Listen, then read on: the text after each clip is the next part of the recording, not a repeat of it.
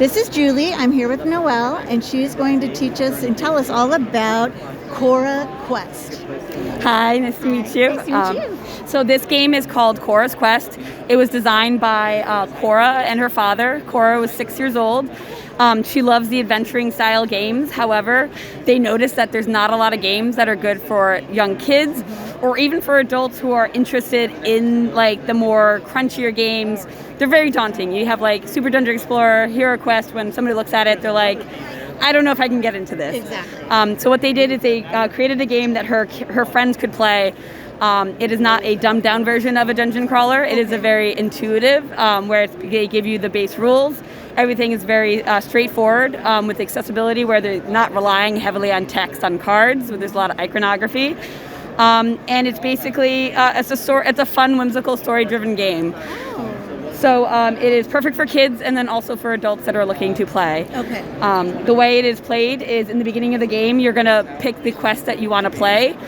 It will tell you how to build your dungeon in a stack of cards. Once you have all your dungeon set up, everyone's going to pick their players. It is a 1 to 4 player game. Okay. So if you want to play solo, it's great. Otherwise, you can have up to 3 other friends join you. Everyone will get a hero card. The hero card will kind of tell you who you're playing. Everyone has a unique power, so everyone's a little bit special, and you're not just playing the same person. Nice. Very simply, you have your health, you have your movement, and then your attack. The attack is the dice on your card as well as the dice on the weapon that you have at the moment. Everyone starts with a very basic weapon, not very strong, but still usable. And then as you go through, you're going to have options of getting more from the treasure chests that you find. In the beginning of the game, everyone will start on the not welcome mat. Before you start, you basically read the adventure that you did. There's always going to be a little bit of text to kind of explain why you're here. Sure.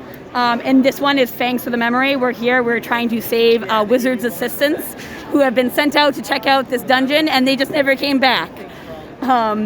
So we have our intrepid heroes. They are going out. We have a halfling, crossbow dude, sword girl, and my favorite, Robo Kettle. Oh, I like that. And it's going to be played over a series of rounds until we get to the end of the story. Okay. Each round consists of 3 phases. You have your hero phase, the enemy phase, and then the countdown phase, which basically resets to go to the next round. Oh, okay. The hero phase is very simple. You can reveal dungeon tiles from the deck. You place it on next to the tile that you're on. As long as it is, you're able to access that room from the one you're in, it's a legal play. Okay. There's going to be symbols on the tile that will tell you what you can do. So if there's an empty treasure chest, you're going to place a treasure chest down that now can be searched. And there's going to be symbols that that are going to correspond with the enemies you pulled out at the beginning of the game. Oh. So single bone is going to be a gremlin. You will place a gremlin down on the board. Their cards are set up just like the hero card, so you have your health, movement, and their attack as well. Okay. Other thing, you can do that as many times as you want to, as long as you have spaces to put it down. Same thing for using any items you have that you find in the dungeon. The last thing that you can do is you have your full actions. Everyone has 2. Those are your movements and your attacks. As well as searching treasure and swapping items with other players. Okay. So if we were playing as crossbow dude over here, he is going to basically attack this guy over here. The way that will work is he has a ranged attack, which is on it. Very simply shows it on his cards, and it has multiple tiles, which kind of dictates that you can shoot somebody in a different room. Okay, gotcha. We're going to take their dice, and basically you just say, I'm hitting there, I'm going there, and I've hit him for 1. 1 splat equals 1 hit. You look at his thing, you look at his card, he has only 1 hit point, so he is down. But so sometimes you're not so lucky on your attacks, and kids hate wasting turns and wasting time, and frankly, so do adults. Yep. Nobody wants to do a swing and a miss, so if that ever happens, in this game has a very neat mechanic where If you ever get blanks on both of your dice, your character is basically, you get that fire behind your eyes and you become determined. It allows you to re-roll that attack with an extra dice. Oh, I love it. And you can roll again. Yeah, and he's now, really dead. Yeah, now he's really dead. It's everything here is basically made with ease of play in mind. Okay. So if you have a hardier enemy that gets hit, you can just put a tile underneath it, and that's how you keep track. Okay. Big bosses just have a turn dial, so your field won't be cluttered with a lot of like little bits and bobs. Nice. During the game, the way the story progresses is you're going to get a tile that has a letter on it.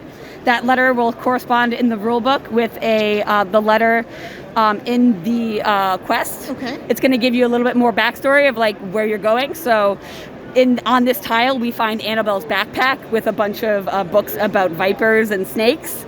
And we also find a bottle with an antidote in it. You can use that antidote if you'd like, or you can give it to another player later on.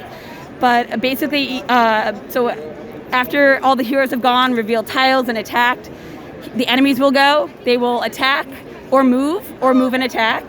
And then after that, it is the cooldown phase where you reset to play the next round. Once you reach the last of the story in the manual, for this one, it reveals the giant pit viper. The way you win the end conditions for this game is you defeat the giant snake. Lose condition is if somebody dies. So as long as you defeat that snake, you've won the game. Nice. It plays in about 45 minutes. Okay. The later ones can be a little bit longer, but generally no more than an hour. Okay. And there is a way of structuring your deck to make it a little bit shorter if you don't want to play a full game, or if the kids just can't focus that long. You keep mentioning kids. What's the age on this? This it is 6 and up. Oh, wonderful. Okay. So it is very straightforward. There is some text, but the kids aren't going to have to be reading there's not cards that they're constantly having to read. That's great. And the art is amazing. How did they come up with this? So what they did is because there's a kids game and she wanted to include everybody in it, they decided to have a contest where the kids were allowed to go onto their website and submit designs for the monsters. And they chose their favorites and they had artists color them in. That's so great. And they're currently working on an expansion where they have a contest open again where you can go to CoraQuest.com and kids can submit their artwork for adding into the expansion. That is so amazing. Well, I really appreciate you telling us all about CoraQuest, and I think it's super cute. I look forward to playing it. Yeah, thank you very much. It's you can pre-order it at any of your local game stores. Okay. And it's only $40 with a lot here. Yeah. The one thing I didn't actually mention is that there are 10 quests in the book. If you ever get to the end and you don't want to replay it, you can go online to CoraQuest.com. They have a function where you can create your own heroes and villains and make your own missions. Nice. People have submitted missions to them, and as long as they fit the family-friendly nature, they will post them online. So if you run out, there's always more that you can find. So That's amazing. yep, currently Oh my there's gosh. 3 quests that are up there right now. That's really, really cool. Well, thank you again. Yeah, thank you for Appreciate it. stopping by. Yep.